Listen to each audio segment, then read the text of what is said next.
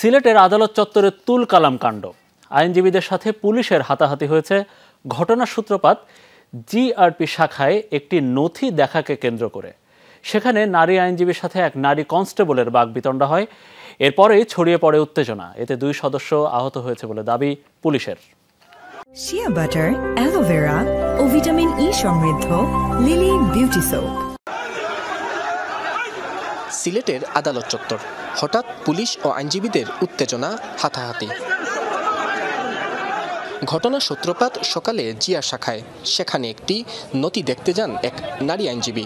তার সাথে বাকবিতণ্ডা হয় দায়িত্বরত নারী কনস্টেবলের। এর জেরেই দুপুরে ছড়িয়ে পড়ে উত্তেজনা। তারপর পুলিশ সদস্যরে পুলিশ ওই যে বিউটিরে মারতে ওই চেয়ার উল্টিয়ে লইয়া পড়ে। চেয়ার লইয়া উল্টিয়ে যখন পড়ে তখন গিয়া দৌড়িয়ে গিয়া এমনি গিয়া আর ওদের কনস্টেবলের পিছনে গিয়া মহিলার পিছনে গিয়া লুকাইছে। ঘটনার প্রতিবাদে মিছিল করে আইনজীবীরা চড়াও হন পুলিশের উপর। ছুটতে দেখা যায় হেলমেট। পুলিশের দাবি, এ ঘটনায় 2 নারী কনস্টেবল আহত হয়েছেন।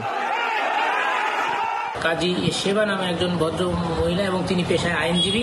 তিনি তাৎক্ষণিকভাবে কক্ষে এসে কোনো কিছু না বলে একজন মহিলা কনস্টেবলের উপর উপর্যুপরি আঘাত শুরু করে। তাকে চুলের মুঠি ধরে এবং তাকে চেয়ার থেকে ফেলে দেয়। পার্শ্ববর্তী তাকে আরও একজন নারী জিয়ারও তাকে প্রতিহত করার চেষ্টা করলে তাকেও ধাক্কা মেরে ফেলে দিয়ে তিনি দ্রুত রুম থেকে দৌড়ে পালিয়ে যান। ঘটনার পর উত্তপ্ত আদালত চত্বর। এ বিষয়ে গণমাধ্যমের সামনে কথা বলতে রাজি হননি আইনজীবীরা।